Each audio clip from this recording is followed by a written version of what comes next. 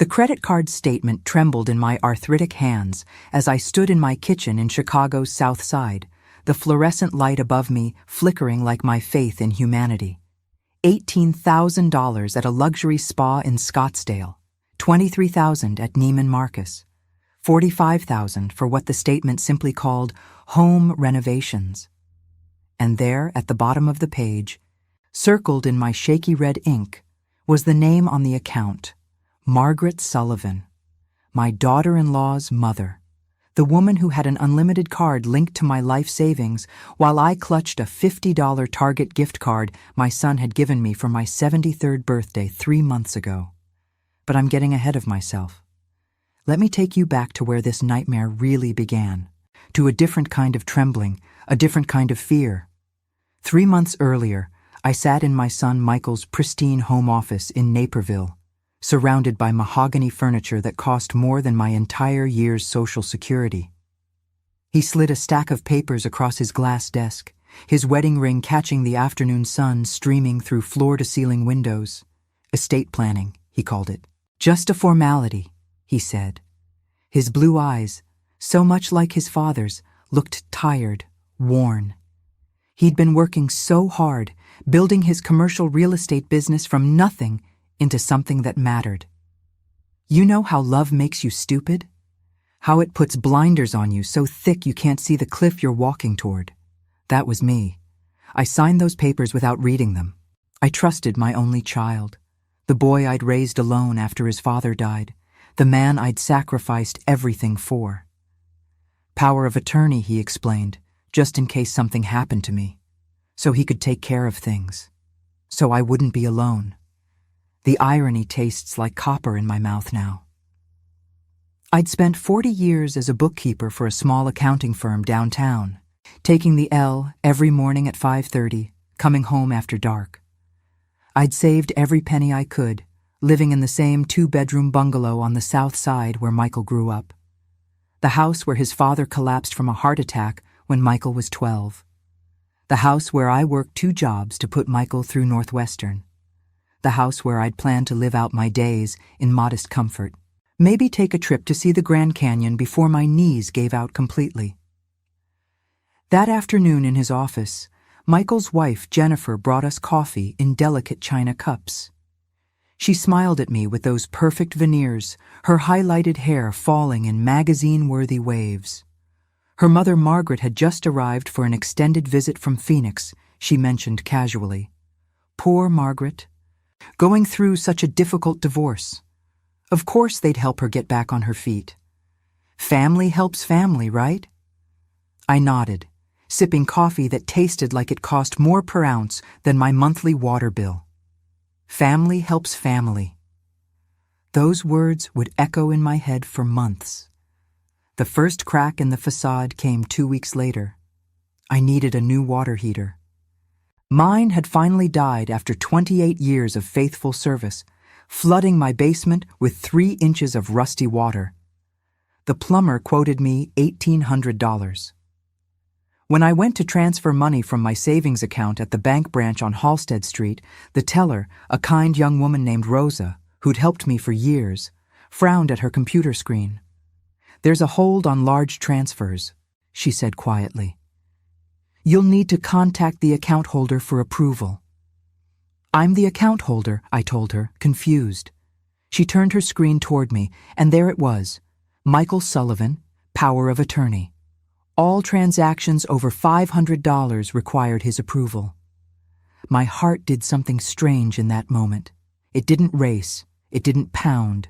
It seemed to stop completely, then restart with a rhythm that felt foreign, wrong. But I pushed the feeling down. Michael was protecting me, I told myself. Protecting me from scammers, from making mistakes in my old age. He'd mentioned once that seniors were targets.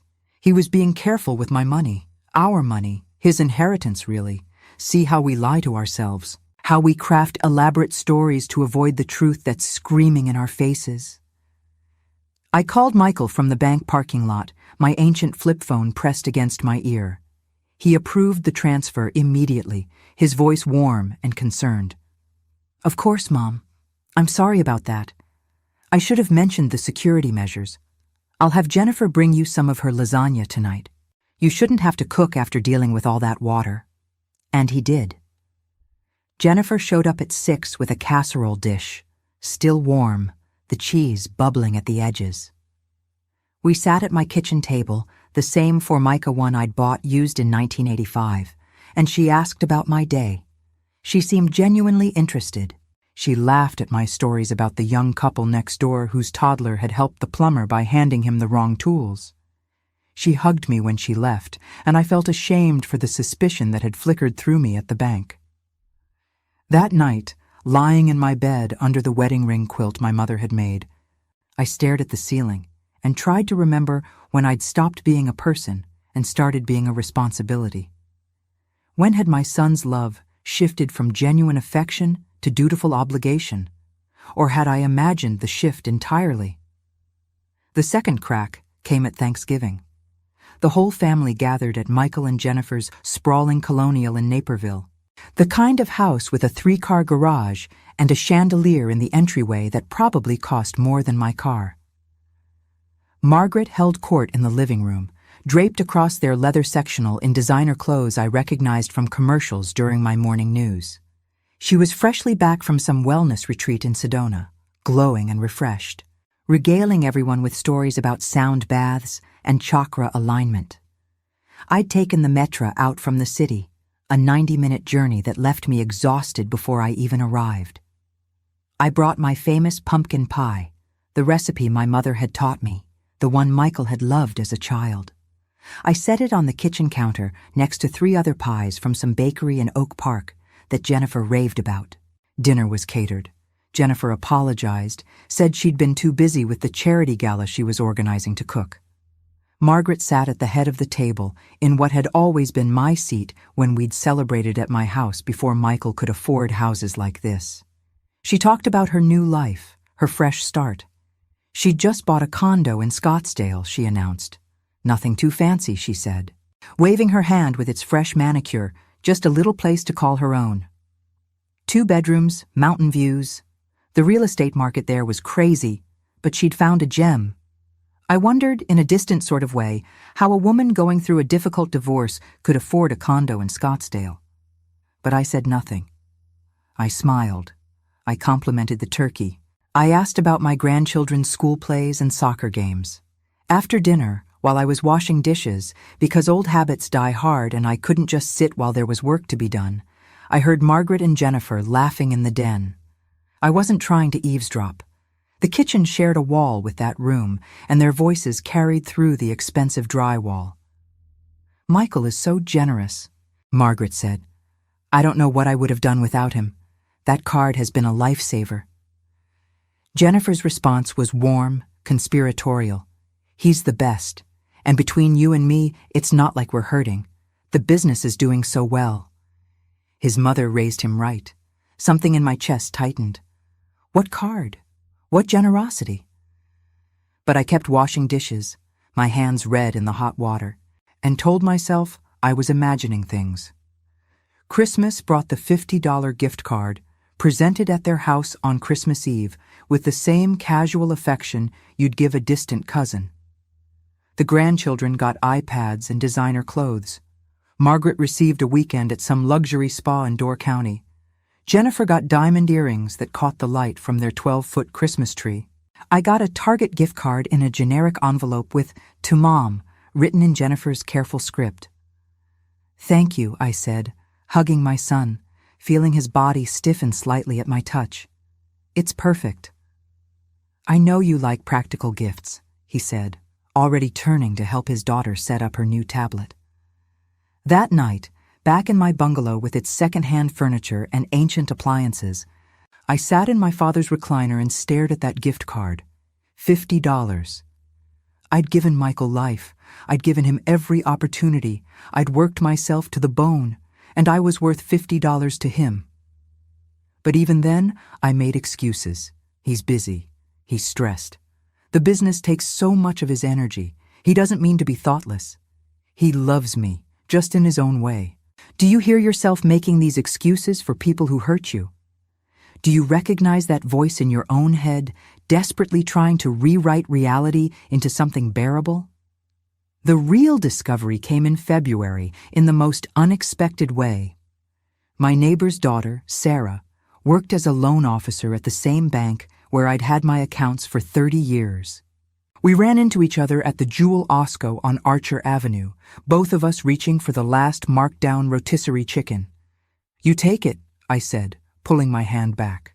"No, you had it first," she insisted.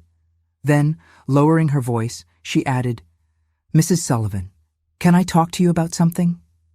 We sat in her car in the parking lot, the February wind howling outside, rattling the windows. She looked uncomfortable, twisting her hands on the steering wheel. "I shouldn't be telling you this," she began, "and I'm violating about 10 policies, but I saw something when processing a loan application and I can't sleep at night knowing I didn't say anything."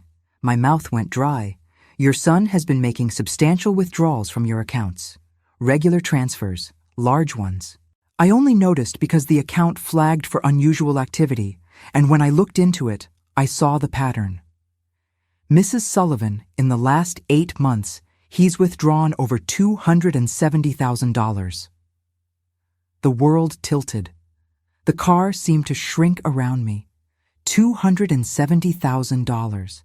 My entire life savings. The money I'd scrimped and saved for 40 years. The emergency fund I'd built nickel by nickel. The inheritance I'd planned to leave to my grandchildren. "Where?" I whispered. "Where is it going?" I can't access that information without cause, but the withdrawals coincide with several large purchases linked to credit cards in his wife's name and her mother's name. I really shouldn't even know that much. But I recognize the account numbers from other transactions.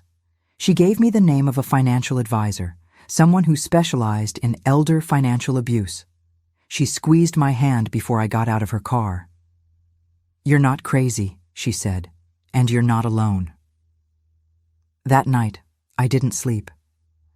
I lay in my bed and watched the shadows on my ceiling, cast by the streetlight outside, and felt something shift inside me. The denial cracked, the excuses crumbled, and underneath all of that, cold and clear and sharp as broken glass, was rage. I got up at 3 a.m, my arthritic knees protesting, and went to my kitchen. I made tea I didn't drink, just held the warm mug between my palms and stared out the window at the dark street. A cat prowled past under the streetlight. The young couple's house was dark, their toddler finally asleep. Everything looked so normal, so peaceful. But inside me, a war was beginning. I thought about all the times I'd defended Michael to my friends when they'd asked why he didn't visit more often. All the excuses I'd made when he forgot my birthday or canceled plans last minute. I'd told myself he was busy, successful, important. I'd been proud of his success, never once questioning where the money was really coming from. The tea went cold in my hands. Outside, the sky began to lighten, that deep purple that comes just before dawn. I'd lived 73 years, worked hard every single day, been honest, been kind, been everything a mother should be. And this was what I got in return. Not just theft, but calculated, systematic theft. Not just taking, but taking while smiling at me over Sunday dinner, while hugging me goodbye, while telling me he loved me. I wondered if he'd ever really loved me at all, or if I'd just been a resource to him all along, a means to an end. The thought made my chest ache in a way that had nothing to do with my age. Chapter 2 opened with me sitting across from Martin Rodriguez, the financial advisor Sarah had recommended, in his modest office in Pilsen. His walls were covered with certificates and family photos. He had kind eyes, the kind that had seen too much suffering. I told him everything. He listened without interrupting, taking notes on a yellow legal pad. When I finished, he sat back in his chair and folded his hands. "Mrs. Sullivan," he said gently, "what you're describing is textbook financial exploitation. It's one of the most common forms of elder abuse, and it's drastically underreported because it usually involves family members. But he's my son, I said, and hated how small my voice sounded. That's exactly why it works, Martin replied. The trust is already there. The access is already there. And the victims blame themselves instead of the perpetrators. He explained how the power of attorney I'd signed had given Michael complete control over my finances, how he could withdraw money, make investments, even sell my house without my explicit permission for each transaction, how the law was murky in cases like mine, where the power of attorney was granted willingly, even if it was later abused. Can I get my money back? I asked. He was quiet for a long moment. We can try, but these cases are complicated, especially when the money has been spent. We'd need to prove he acted against your interests, that he exploited his position. And even then, the burden of proof is high. I felt my hope drain away, pooling somewhere around my feet. But, he continued, leaning forward, we can revoke the power of attorney. We can freeze your accounts. We can make sure he can't take another cent. And we can start documenting everything for a potential civil suit. How long will that take? Months? Maybe years. And it will be expensive. Legal fees, court costs. I laughed, a bitter sound that surprised us both. I don't have money for legal fees. He took all my money. Martin slid a folder across his desk. These are organizations that help victims of elder abuse. Some offer free legal services. Some offer financial assistance. And I'll work with you on my fees. This isn't about the money for me, Mrs. Sullivan. This is about what's right.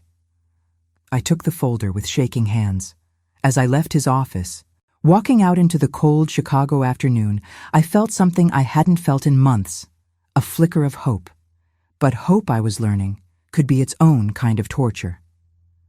I stopped at a coffee shop on 18th Street, a little Mexican place where I'd never been before. I ordered café de olla, sweet and spiced with cinnamon, and sat by the window watching people pass by. Young mothers with strollers, old men arguing in Spanish about politics, teenagers laughing, their whole lives ahead of them, not yet knowing how people you love can betray you. The coffee was good, warm, and comforting. I opened Martin's folder and started reading.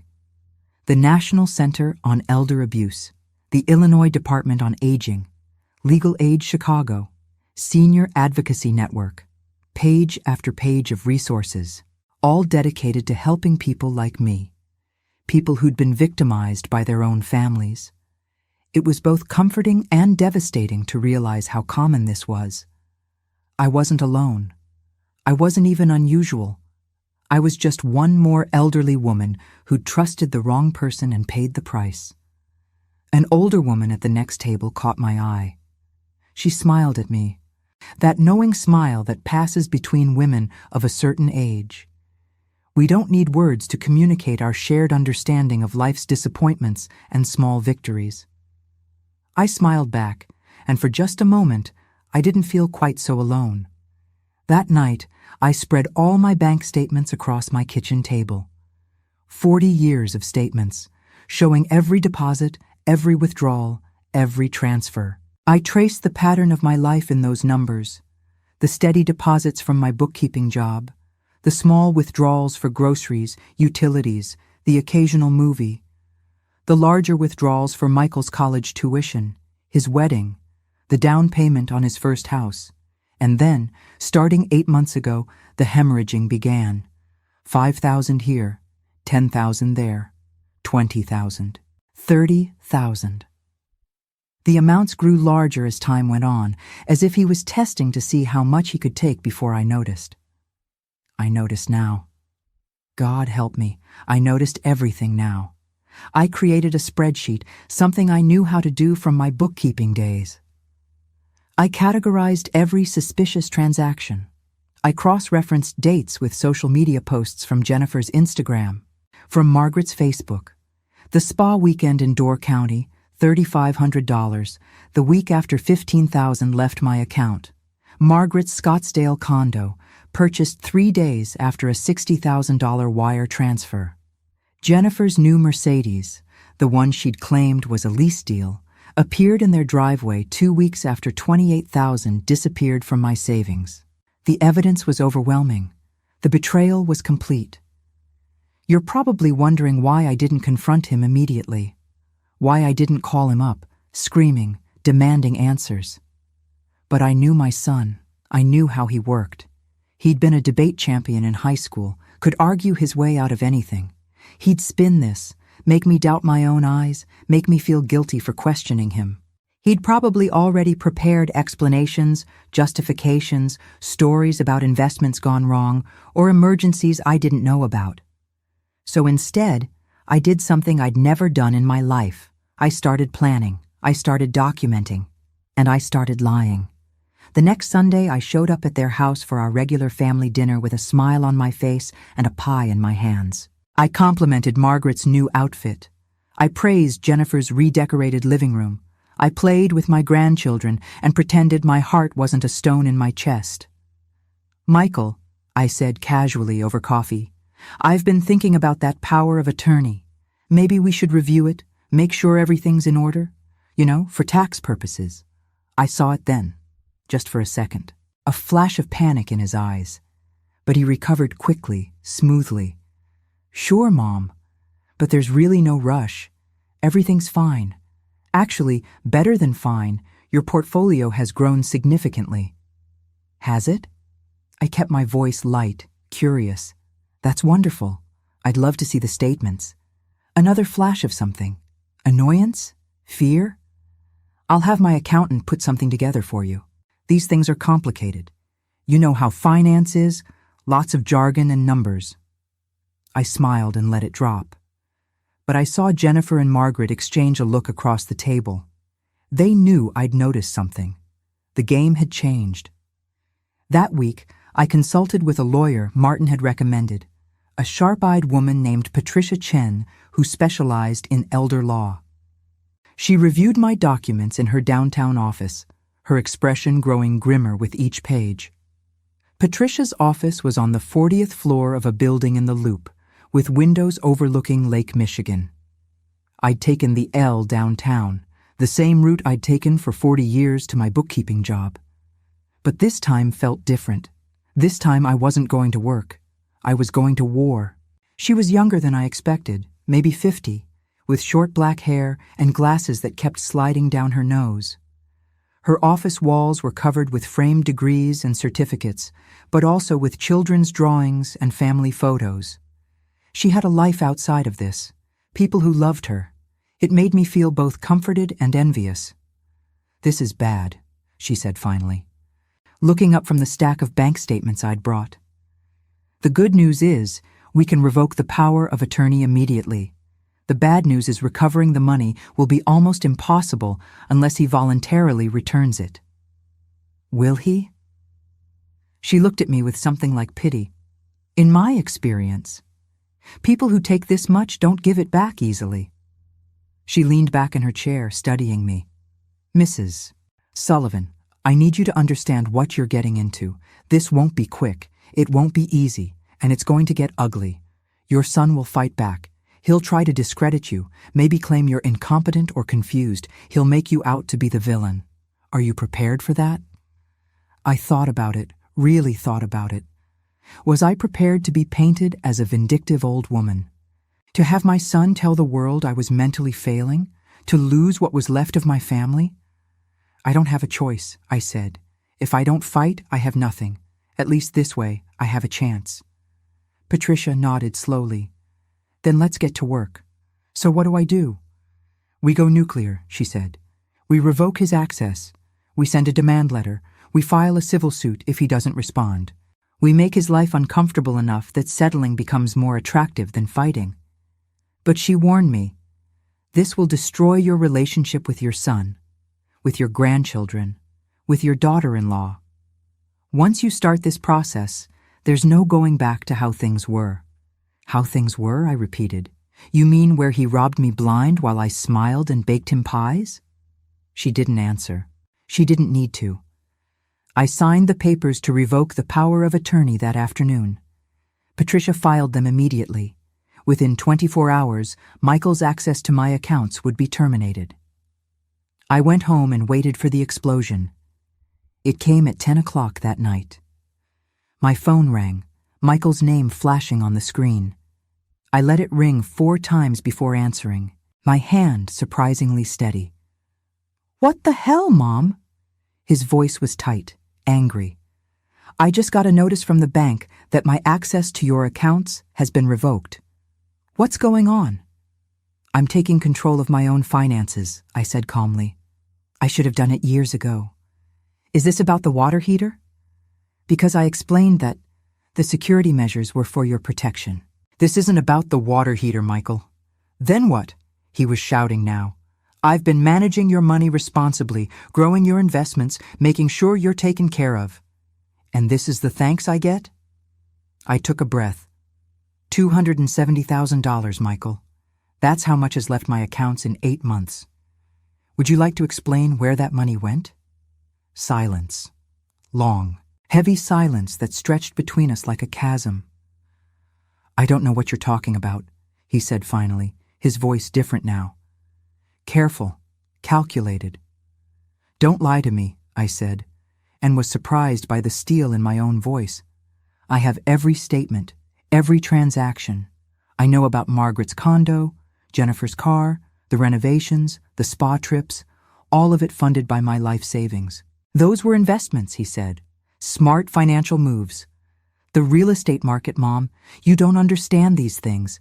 Then show me the paperwork. Show me how my money became Margaret's condo." Another silence. "You're being ridiculous," he said, anger creeping back into his voice. "You're getting confused. Maybe it's your age. You should have someone look at that, make sure you're, okay upstairs." And there it was, gaslighting in its purest form, making me doubt my own sanity, my own perception of reality.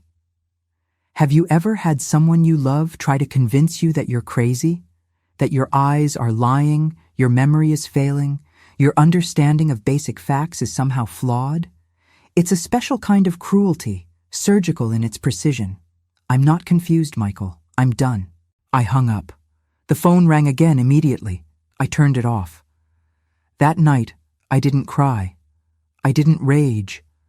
I sat in my father's recliner, in the dark, and felt something inside me calcify. The soft parts, the parts that wanted to believe, to forgive, to excuse, those parts turned to stone. The demand letter arrived at Michael's office 3 days later. Patricia had crafted it perfectly. Professional, detailed, unambiguous. It laid out every transaction, every withdrawal, every suspicious transfer. It demanded the return of all funds within 30 days, or we would proceed with a civil suit and a formal complaint to the Illinois Department on Aging. His response came not through lawyers, but through Jennifer. She showed up at my door on a Tuesday morning, her eyes red, her perfect makeup streaked with tears. "How could you do this to us?" she sobbed, standing on my porch in her $1,000 coat. "After everything we've done for you, all the dinners, all the holidays, you're going to destroy our family over money?" I didn't invite her in. "I'm not destroying anything," I said quietly. "I'm simply asking for my money back." "We don't have it," she wailed. "It's gone. It's invested in the business, in our future. We can't just liquidate everything. Then you should have asked before you took it. Michael thought he was helping you, managing your portfolio. You gave him permission. I gave him power of attorney for emergencies, not to fund his mother-in-law's retirement." She changed tactics then, her tears drying up with remarkable speed. "Fine," she said coldly, "sue us. Drag this through court. But you'll never see your grandchildren again. Is that what you want? To die alone because you're being selfish about money?" I looked at her, really looked at her, and saw her clearly for the first time. The calculation behind her beauty, the coldness behind her charm. If my grandchildren grow up learning that stealing from family is acceptable, that exploiting the elderly is fine if you do it with a smile, then maybe it's better they don't know me at all. She left. I closed the door. And then, finally, I cried. Chapter 3 arrived with March winds that rattled my windows and scattered the last of winter's snow. Patricia filed the civil suit when Michael failed to respond to the demand letter. The legal machinery ground into motion, slow and expensive and soul-crushing. But I had something Michael didn't expect, stubbornness forged in 40 years of surviving on my own, and anger, cold and pure, that burned like dry ice.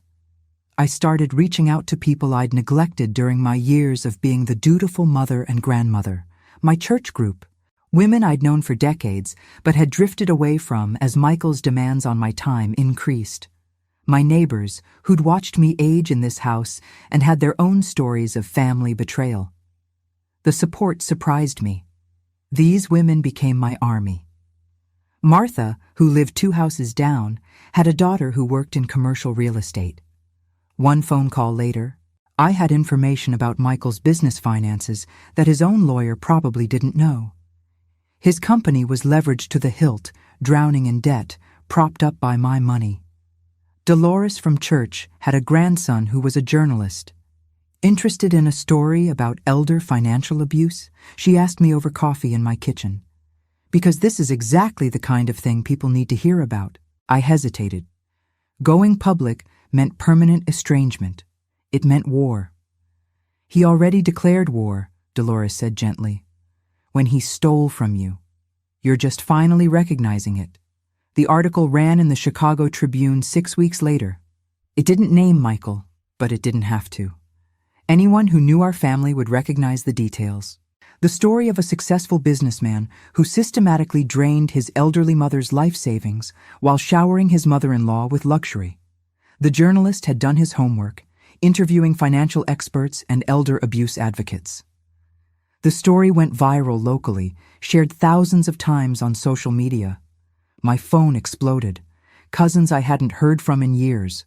Old co-workers. People from church. Most were supportive. Some were angry, accusing me of airing dirty laundry.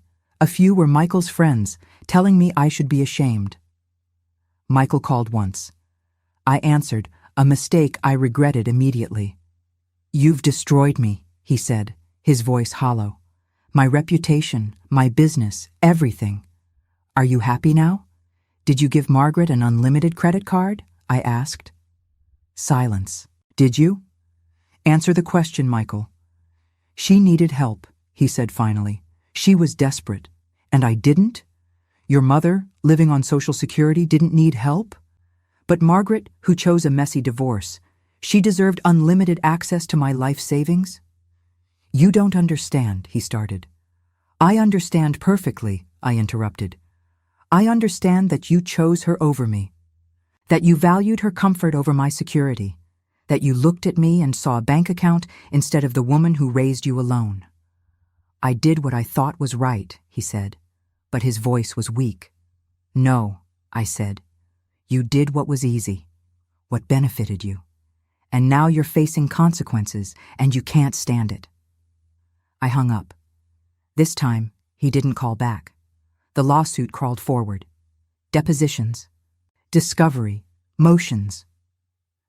Patricia was relentless, documenting every transfer, every lie, every attempt to hide the paper trail. Michael's lawyers tried everything, claiming the transfers were gifts, arguing the power of attorney allowed such discretion, suggesting I was mentally incompetent when I signed the documents. My deposition was scheduled for a Wednesday in June, in a conference room that was too cold and smelled like artificial lemon. Michael's lawyer, a man named Richard Bergman with slicked-back hair and an expensive suit, treated me like I was senile from the first question. Mrs. Sullivan, he said, his voice dripping with false concern, isn't it true that you've been experiencing memory problems?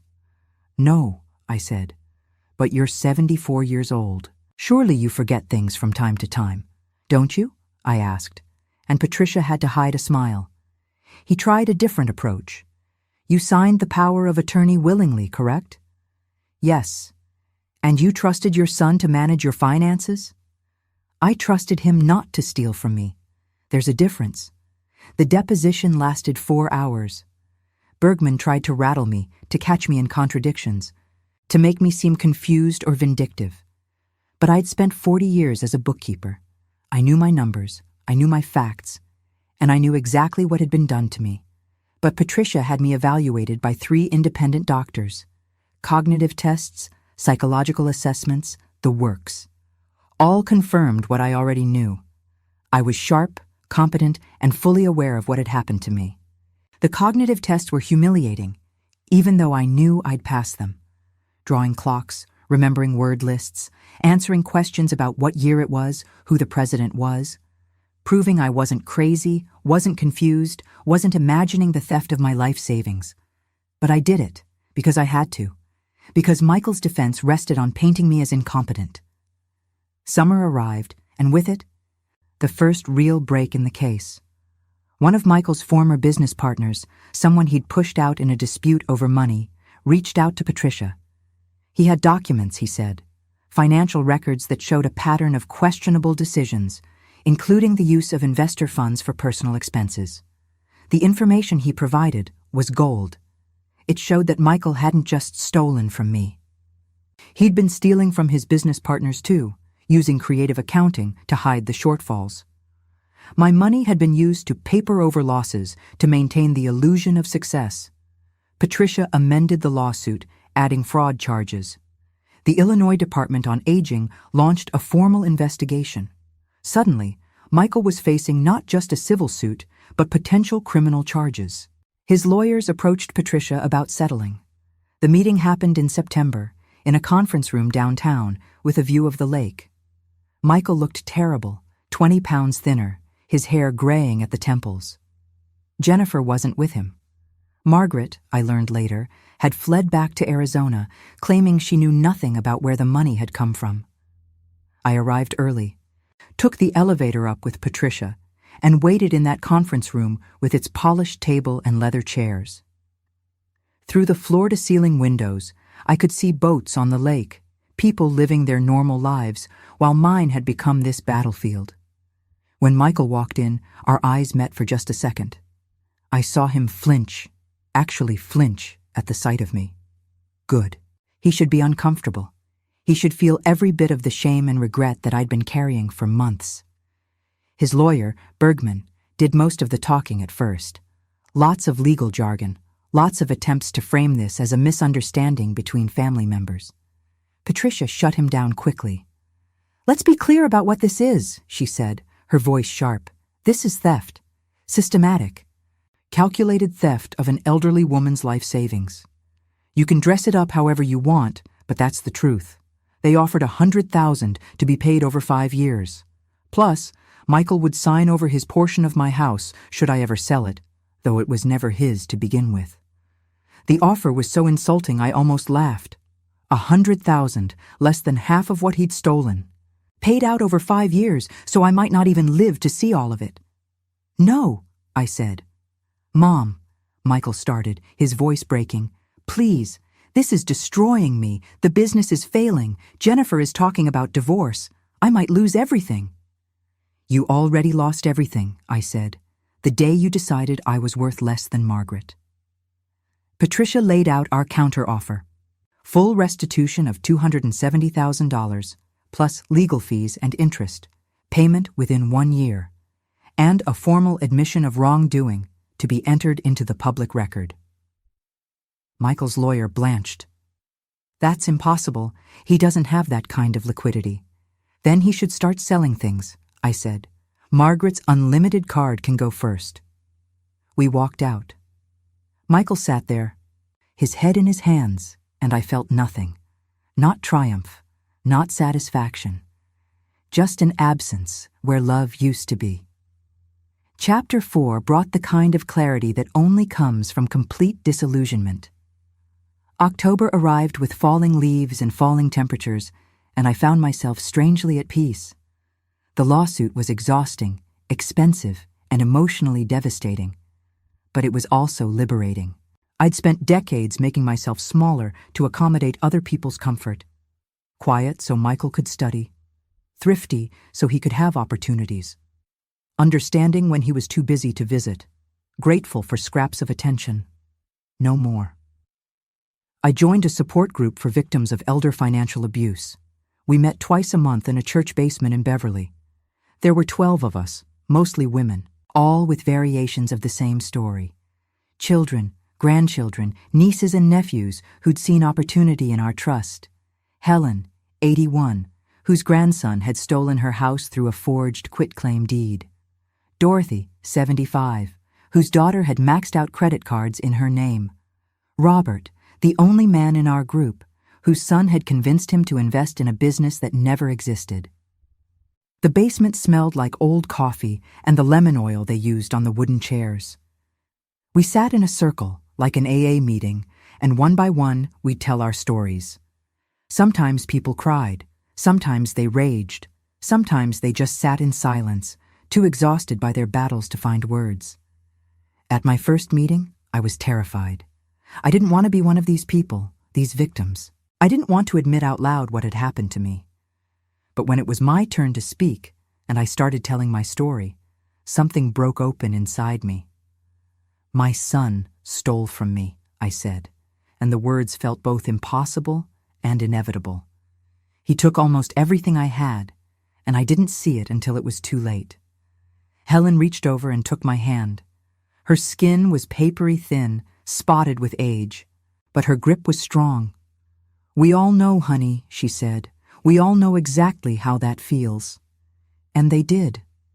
In that room, I didn't have to explain the shame, the disbelief, the way betrayal rewrites your entire history with a person.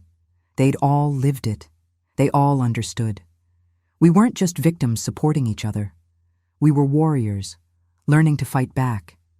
We shared legal strategies, emotional support, and something more valuable than either, validation. In that room, no one told us to forgive and forget. No one said family was more important than justice. No one suggested we were being petty or vindictive. Dorothy brought homemade cookies to every meeting, her way of nurturing us when our own families had failed to.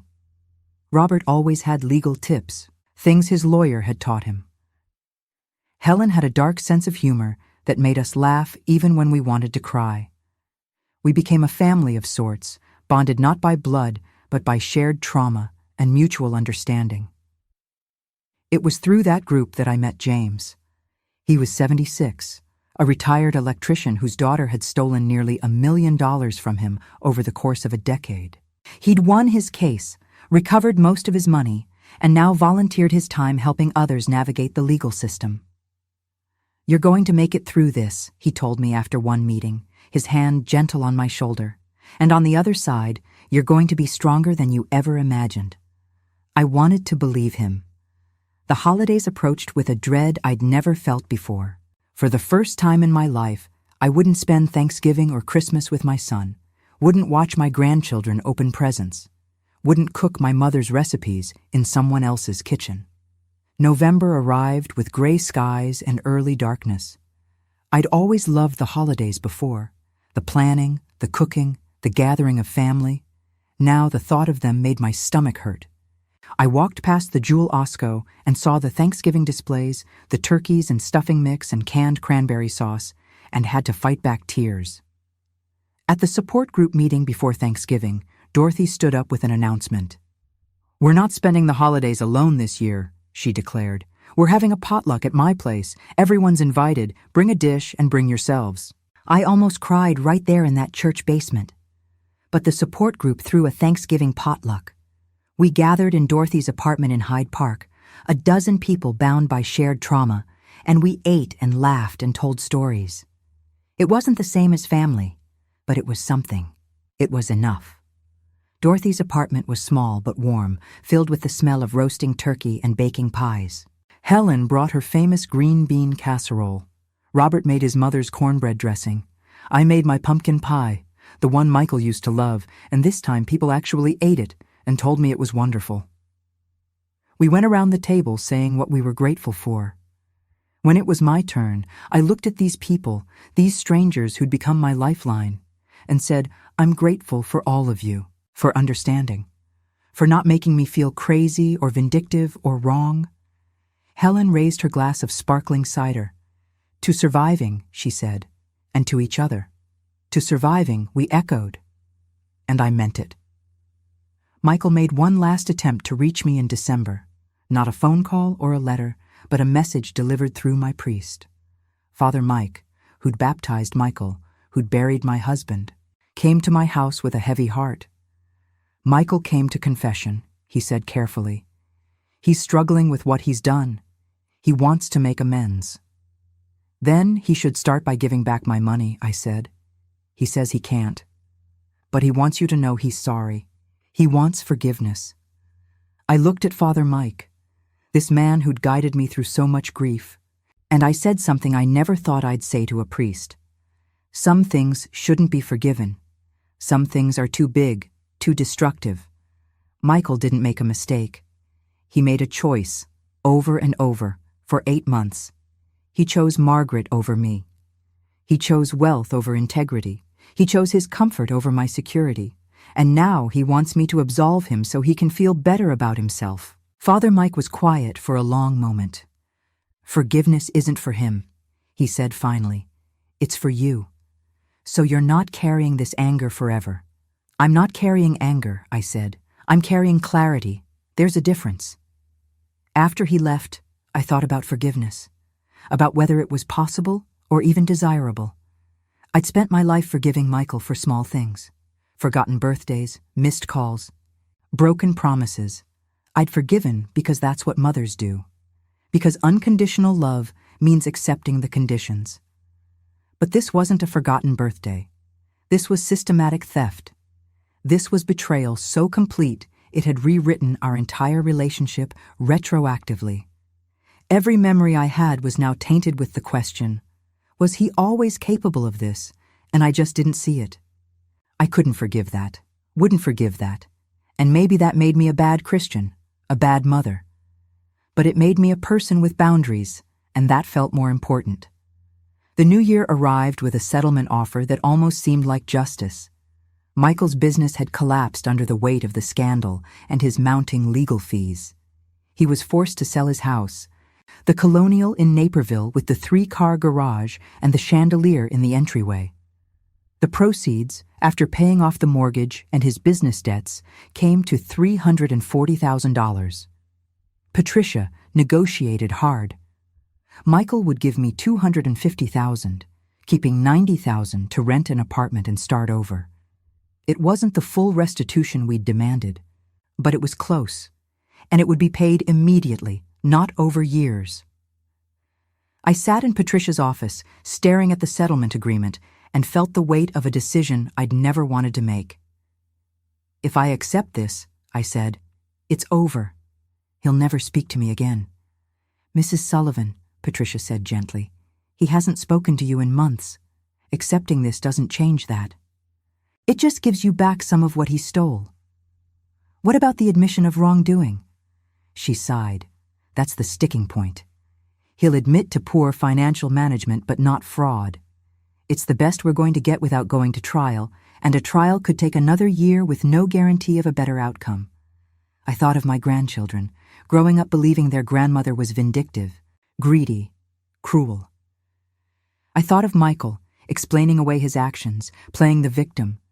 I thought of Margaret, probably using her remaining cash to fund her Scottsdale lifestyle, untouched by consequences. And I thought of Helen, Dorothy, Robert, James. All the people who'd been victimized and found the courage to fight back. All the people who'd told me I deserved justice. I signed the settlement. Chapter 5 dawned with the transfer of funds back into my accounts. It was less than what had been stolen, but it was mine again.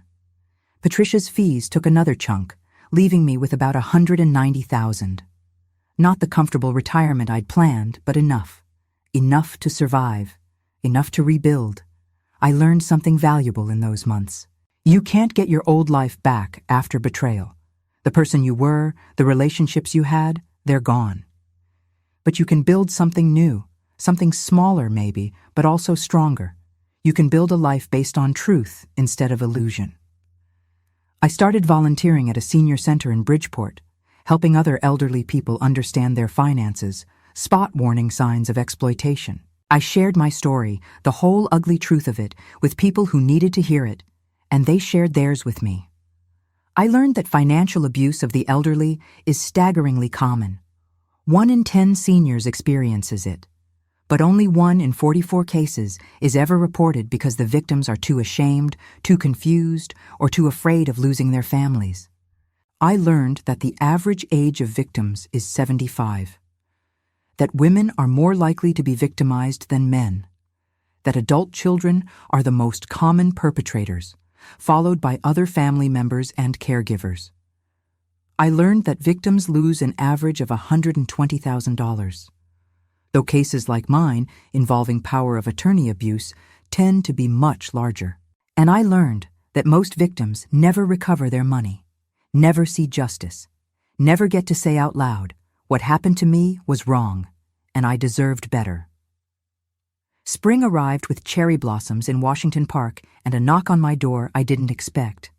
My granddaughter Emma, now 14, stood on my porch with a backpack and tears streaming down her face. "Grandma," she said, and collapsed into my arms. She told me everything, how her parents had divorced over the financial stress and the scandal, how Michael had moved into a small apartment in Lombard, how Jennifer had started drinking too much, how her younger brother was acting out at school, how no one would talk about what had happened, what their father had done, but everyone was suffering from it. "I miss you," she sobbed. "I don't understand why we can't see you anymore. Dad says you hate us, but I don't believe him." I held her and felt my heart crack open, just a little. This child hadn't stolen from me. This child was just another victim of her father's choices. "I don't hate you," I told her. "I don't hate any of you kids. I just can't be around your father right now." "Why? What did he do?" And there it was. The question I'd been dreading. How do you explain to a child that her father is a thief? That he stole from his own mother? That he chose his mother-in-law's comfort over his mother's security? I told her the truth, age-appropriately. I explained that her father had made bad financial decisions with money that wasn't his, that I'd asked for it back, and it had caused a lot of problems. I didn't villainize him, though I wanted to. I didn't make him a monster. I just told her what happened.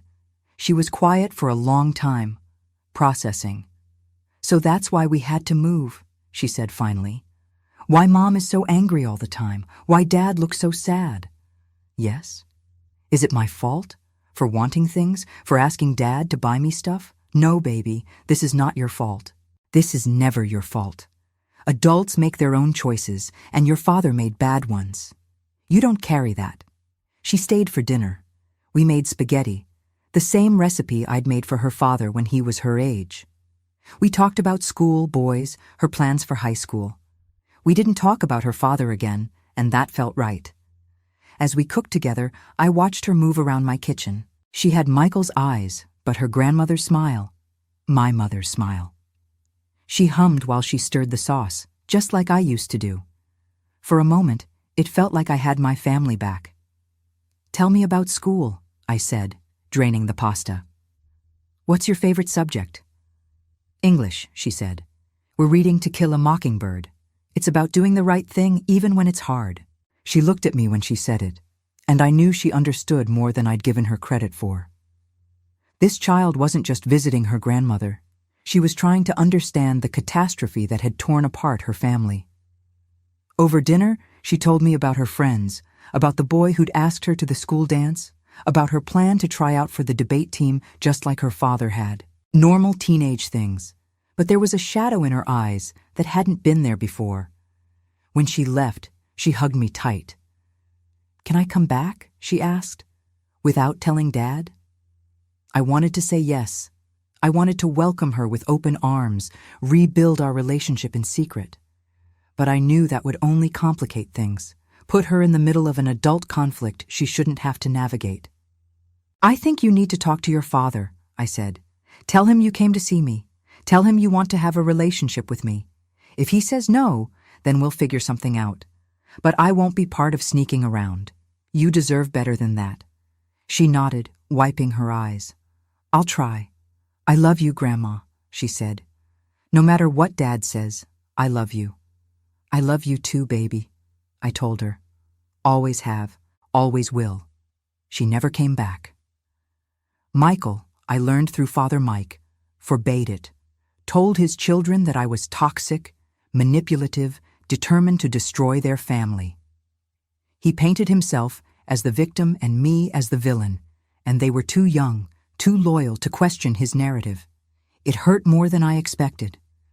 I'd thought I was done hurting, that I'd reached some plateau of pain beyond which nothing could touch me. But losing my grandchildren felt like losing Michael all over again, only worse because they were innocent. But I didn't break. I'd learned that I was stronger than I thought, that I could survive losses I'd believed would kill me. Summer arrived, and with it, news that Margaret had filed for bankruptcy in Arizona. Her ex-husband, it turned out, had contested the divorce settlement. The money she'd spent, my money funneled through Michael's generosity, had been marital assets.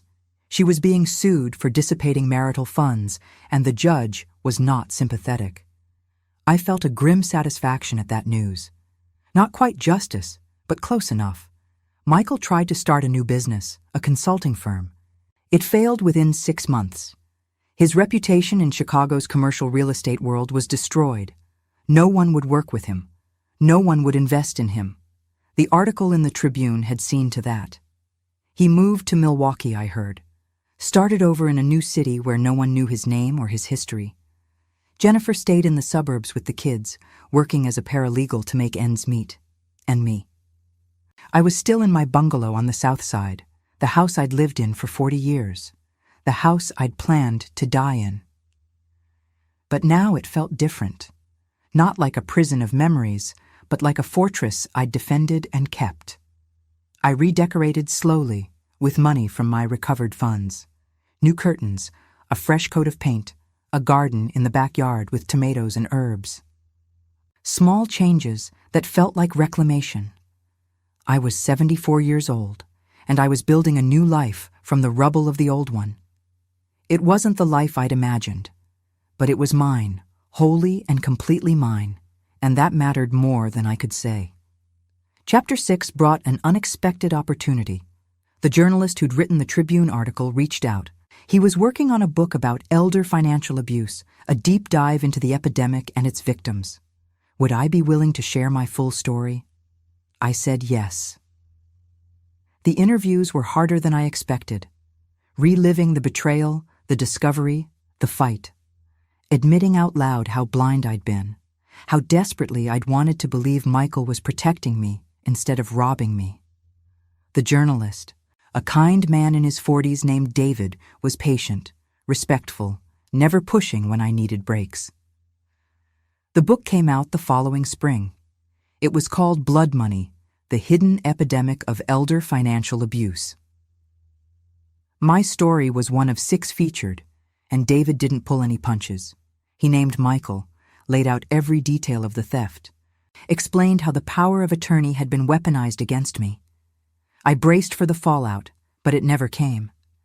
Michael didn't sue, couldn't sue really, because everything in the book was documented fact. Instead, there was silence. A silence that felt louder than any accusation.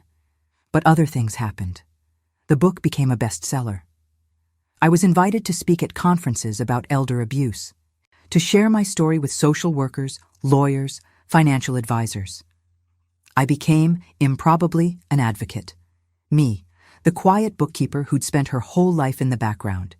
Me, who'd never imagined doing anything more dramatic than balancing ledgers. Suddenly, I was on panels, giving interviews, helping draft legislation to strengthen protections for seniors. It was terrifying and exhilarating and exhausting. But it gave my pain purpose. It turned my victimization into something that could help others. I met hundreds of other victims. Their stories were all different in the details, but the same in the essentials. Trust betrayed, money stolen, families destroyed. And I met professionals who were trying to fix a broken system, trying to make it easier for people like me to get justice. One woman approached me after a talk I gave in Springfield. She was in her 50s, dressed in a business suit, her face carefully composed. "You saved my mother," she said simply. "She read your story and realized what my brother was doing to her. She revoked his power of attorney before he could take everything. Because of you." I didn't know what to say. I'd been so focused on my own pain, my own fight for justice, that I hadn't thought about the ripple effects, about other mothers, other families, who might be spared what I went through. That night, alone in a hotel room in Springfield, I cried for the first time in months. Not from sadness, but from something else. Something that felt almost like healing. Chapter 7. Arrived with a phone call I'd stopped expecting. It was Jennifer. "He's sick," she said, without preamble. "Michael, cancer, pancreatic, stage 4. I sat down, my legs suddenly unreliable. The doctors say 6 months, maybe a year with treatment. He's started chemo, but it's not looking good. "I'm sorry," I said, and was surprised to find I meant it. "He wants to see you, to apologize, properly, before it's too late." I was quiet, my mind racing through 1,000 thoughts. Michael, dying. The son I'd raised, flawed and greedy and capable of terrible things, but still the boy who'd held my hand at his father's funeral. Still the child I'd loved before I knew what he'd become. "I don't know," I said finally. "Please," Jennifer said, and her voice broke. "He's dying, and he's eaten up with guilt. He can't sleep, he can't eat. All he talks about is what he did to you. Please, just let him apologize. You don't have to forgive him. Just let him say the words. I'll think about it." I hung up and sat in my living room, in my father's recliner, and wrestled with a decision I'd never imagined having to make. The women in my support group were divided. Half said I owed him nothing, that his impending death didn't erase his crimes. The other half said closure was important for both of us.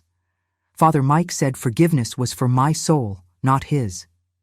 James, my friend from the group who'd become something like a confidant, said, "You'll regret it if you don't go. Not because he deserves it, but because you'll always wonder." I went. Michael was in a hospice facility in Oak Park, a beautiful place with gardens and quiet rooms where people came to die with dignity. Jennifer met me in the lobby, her face drawn, her eyes hollow. The drive there had taken an hour, the metro train swaying and clattering along familiar tracks. I brought nothing with me, no flowers, no gifts. What do you bring to the deathbed of someone who betrayed you? There's no Hallmark card for that. The hospice was nicer than I'd expected. Soft lighting, peaceful artwork on the walls, the faint smell of lavender instead of the antiseptic smell of hospitals. People died here gently, surrounded by beauty. It seemed like more than Michael deserved, but I pushed that thought away. He was still my son, still dying, still deserving of some basic human dignity. "Thank you for coming," she said. "How are the kids?" "Devastated. But they're strong. We're getting through it." She led me down a quiet hallway, past other rooms where other families kept vigil over other dying loved ones. I wondered how many of them had complicated relationships like ours. How many of them were here out of duty rather than love? She led me to his room. Michael was in a hospital bed, hooked up to an IV, his skin the color of old paper. He'd lost so much weight I barely recognized him. But his eyes, his father's blue eyes, were still the same. For a moment, I saw him as a little boy again, 7 years old, crying after he'd fallen off his bike and scraped his knee. I'd cleaned the wound, put on a bandage, kissed it better. I'd protected him from every hurt I could. And this is how it ended. "Mom," he said, his voice a rasp. Jennifer left us alone, closing the door softly behind her. I sat in the chair next to his bed, my purse in my lap, and waited. "I'm sorry," he said. "I know that's not enough. I know sorry doesn't give you back the years I stole, the security I destroyed. But I need to say it. I'm so sorry, Mom." "Why?" I asked. "Not why are you sorry? Why did you do it in the first place?" He was quiet for a long moment, His breathing labored. "I wanted to be the hero," he said finally. "For Jennifer, for Margaret, for everyone. I wanted to fix everything, solve every problem. And I convinced myself it was okay to use your money because I'd pay it back. I'd make it all work out and you'd never have to know, but you didn't pay it back. No. The business started failing, and I needed more to cover the shortfalls. And then more. And it became this thing I couldn't stop, couldn't fix, and I was too much of a coward to tell you the truth." "You made me feel crazy," I said. "When I questioned the transactions, you made me doubt my own memory." "I know. That was unforgivable." "It was," I agreed. He looked at me with tears streaming down his face. "Can you forgive me? Not for me, but for you. So you don't have to carry this anger." I thought about all the things I wanted to say, all the hurt and rage and betrayal I'd been carrying for 2 years. I thought about my grandchildren, who would lose their father, about Jennifer, who would raise them alone, about the life Michael could have had if he hadn't been so determined to be everything to everyone. "No," I said finally. "I can't forgive you. What you did was too big, too destructive. You didn't just steal my money. You stole my sense of safety, my ability to trust. You stole years of peace I could have had." He nodded, closing his eyes. "But," I continued, "I can let go of my anger. I can stop letting what you did define me. That's not forgiveness, Michael. That's survival." I stood up, preparing to leave. "I loved you," I said. "More than anything. I would have given you anything if you'd just asked. But you took instead, and that broke something between us that can never be fixed." "I know," he whispered. I left him there, crying in his hospice bed, and I didn't look back. Michael died 6 weeks later. I went to the funeral, sat in the back of the church, and watched my grandchildren cry. Emma saw me and gave a tiny wave. I waved back. At the cemetery, after everyone else had left, I stood by his grave and said goodbye to the boy he'd been, not the man he'd become. I said goodbye to my dreams of what our relationship could have been. And I said goodbye to the mother I'd been, the one who'd sacrificed everything and expected nothing but love in return. That mother was gone. In her place was someone harder, wiser, less trusting, but also less naive. Someone who knew the price of blind faith and refused to pay it again. Chapter 8 brought a kind of peace I hadn't expected. With Michael gone, the anger that had sustained me through the lawsuit and the public battle finally dissipated. What remained was something quieter, something that felt almost like acceptance. I continued my advocacy work, traveling around Illinois to speak at conferences and training sessions.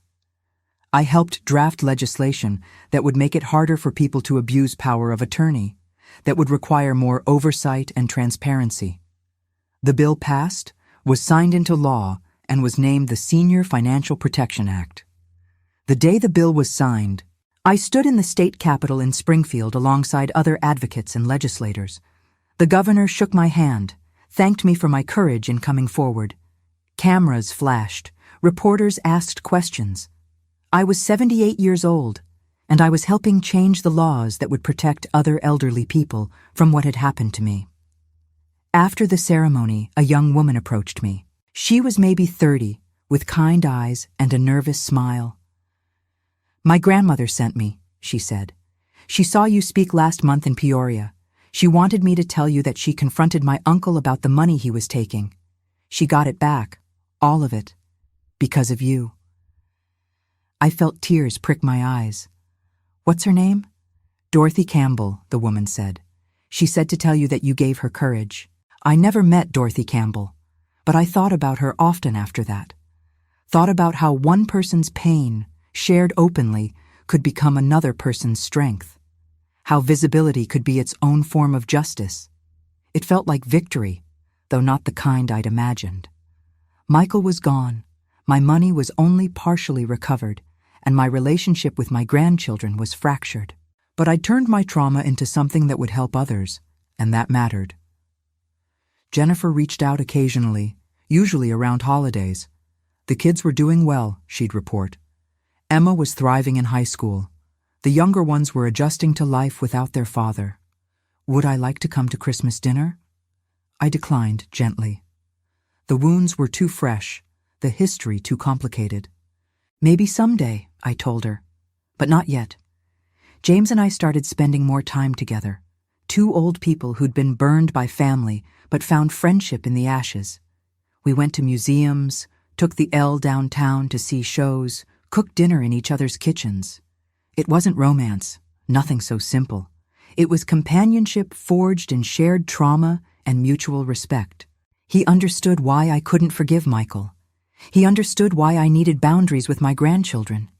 He understood that healing wasn't about going back to who you were before, but becoming someone new, someone stronger. I sold the bungalow that fall. It was time. Too many memories, too many ghosts. I moved into a condo in Hyde Park, a small place with a view of the lake, where I could start fresh without the weight of 40 years pressing down on me. Packing up that house was harder than I expected. Every room held a lifetime of memories. The kitchen where I'd taught Michael to make pancakes. The living room where he'd opened Christmas presents. The backyard where he'd learned to ride a bike. But those memories were tainted now, viewed through the lens of his betrayal. I hired movers to take the furniture I was keeping. The rest I donated to a shelter for domestic violence survivors. My old couch, the one Michael had napped on as a child, would give comfort to someone else now. My kitchen table, where we'd shared so many meals, would host a different family's dinners. On my last night in that house, I walked through the empty rooms. My footsteps echoed on the bare floors. The walls showed lighter patches where pictures had hung for decades. It looked so small, so ordinary. Hard to believe so much life had happened within these walls. I locked the door for the last time and handed the keys to the realtor. I didn't look back. The money from the house sale, combined with what I'd recovered from Michael, gave me enough for a comfortable retirement. Not the one I'd planned, but comfortable. I could travel a little, indulge in small luxuries, donate to causes I cared about. My new condo was on the 10th floor, with windows that overlooked the lake. I could watch the sunrise over the water each morning. I bought new furniture, chose new colors, created a space that had no history, no ghosts, no painful associations. It was just mine, fresh and clean and full of possibility. I went to the Grand Canyon that winter, the trip I'd always dreamed of. I stood at the edge and looked out over that vast expanse of rock and sky and felt something shift inside me. The canyon was beautiful, but it was also evidence of what time and patience could accomplish. Water wearing away stone, year after year, until something magnificent remained. I'd taken a bus tour with a group of other seniors, most of them widowed or divorced, all of them looking for adventure in their later years. We stayed in a hotel near the South Rim, and each morning I woke before dawn to watch the sunrise paint the canyon in shades of orange and gold. On the last morning, I sat on a bench at the rim and thought about everything I'd lost and everything I'd gained. I'd lost my son, my sense of security, my naive belief that love was enough to protect you from harm. But I'd gained something too: strength, independence, a clarity about my own worth that I'd never had before. A young couple sat down on the bench next to me, holding hands, looking at the view with awe. They couldn't have been more than 30, their whole lives ahead of them. The woman leaned her head on the man's shoulder, and he kissed her hair gently. "Beautiful, isn't it?" the man said to me. "Yes," I said. "It really is." They asked me to take their picture, and I did, watching them pose with the canyon behind them, their love so new and hopeful. I wondered if they'd make it, if their love would survive the tests that mine hadn't. I hoped so. Maybe that's what had happened to me.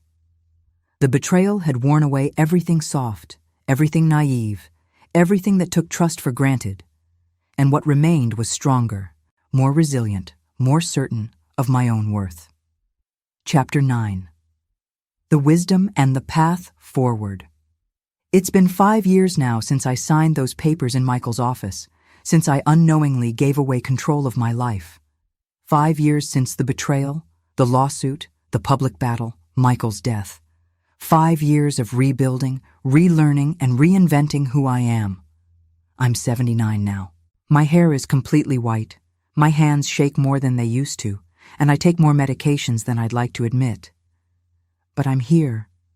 I'm whole. And I'm at peace in a way I never was before, when I measured my worth by how much I could sacrifice for others. Emma is in college now, studying social work.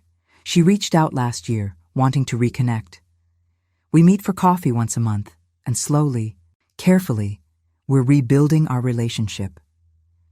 She asked me once if I hated her father. I told her the truth. I don't hate him, but I'll never understand how he became the man who could look at his mother and see only an opportunity.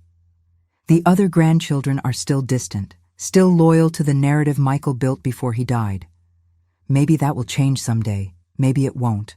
I've learned to be okay with uncertainty, with relationships that exist in complicated gray areas instead of clear black and white. My advocacy work continues. I'm on the board of directors for Illinois Coalition Against Elder Abuse. I've testified before the state legislature 3 times. I've helped hundreds of people navigate the same nightmare I went through, and I've seen some of them get justice. The statistics haven't changed much. 1 in 10 seniors still experiences financial abuse. Most cases still go unreported, but awareness is growing, slowly. People are learning to spot the warning signs, to ask questions, to not assume that family always has your best interests at heart. And I've learned something important in these 5 years, something I want to share with anyone listening who might need to hear it. Financial abuse, especially by family members, isn't about money. It's about power and control and the exploitation of trust. Abusers often isolate their victims, making them dependent, making them doubt their own perceptions. They use love as a weapon, making you feel guilty for questioning them, making you feel selfish for wanting to protect yourself.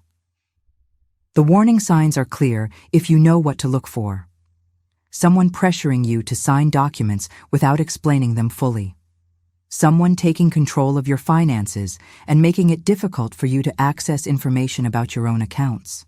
Someone making large purchases or withdrawals without your knowledge or consent. Someone isolating you from friends and family who might question their actions.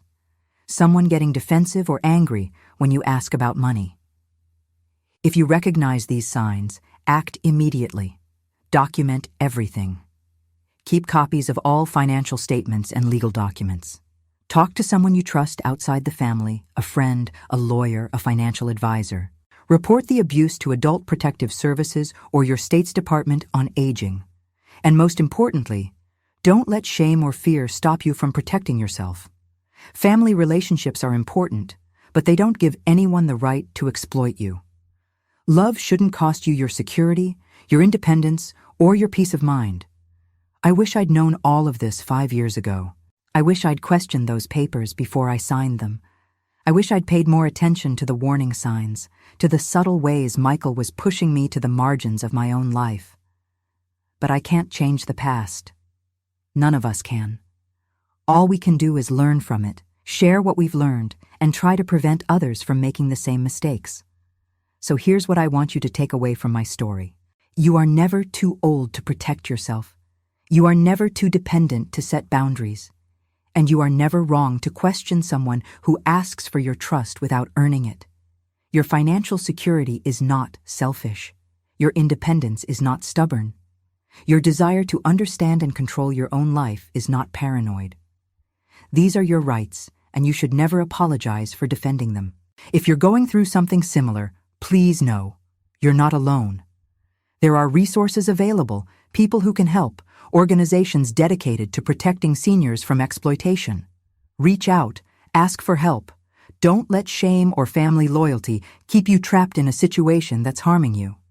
And if you're a family member or caregiver of an elderly person, please remember that your loved one is still a person, still capable of making decisions, still entitled to respect and autonomy. Having power of attorney doesn't make you the owner of someone's life. It makes you a steward, and that's a sacred trust that should never be abused. Today, sitting in my condo overlooking Lake Michigan, I feel grateful. Not for what happened, never that, but for what I learned. I learned I'm stronger than I knew. I learned I can survive losses that felt unsurvivable. I learned that starting over is possible at any age. I learned that family isn't always what you're born with, it's what you build. My family now includes the women from my support group, James and his dry humor and steady friendship, the advocates I work with, even Emma as we slowly find our way back to each other. I learned that justice doesn't always look like courtroom victories and full restitution. Sometimes it looks like taking back control of your own story. Sometimes it looks like preventing one other person from going through what you went through. Sometimes it looks like simply surviving and refusing to let betrayal define you. And I learned that forgiveness is overrated. Oh, the religious folks will tell you otherwise, and maybe they're right for some situations. But some betrayals are too big, too calculated, too destructive to forgive. And that's okay. You can let go of anger without forgiving. You can move forward without absolving. You can heal without pretending what happened was somehow acceptable. Michael made his choices. I've made mine. And I'm at peace with both. So to anyone out there who's listening, who's going through their own version of this nightmare, I want you to know, it gets better. Not easier, not simpler, but better. You will survive this. You will find strength you didn't know you had, and you will build a life on the other side that's yours, completely and wholly yours. Now, I want to hear from you. Where are you listening from right now? What city, what time of day? Drop it in the comments below. And if this story resonated with you, if you found yourself nodding along or seeing your own experiences reflected here, please hit that like button. It helps more people find this story, and maybe helps them find the courage to tell their own. What would you have done in my situation?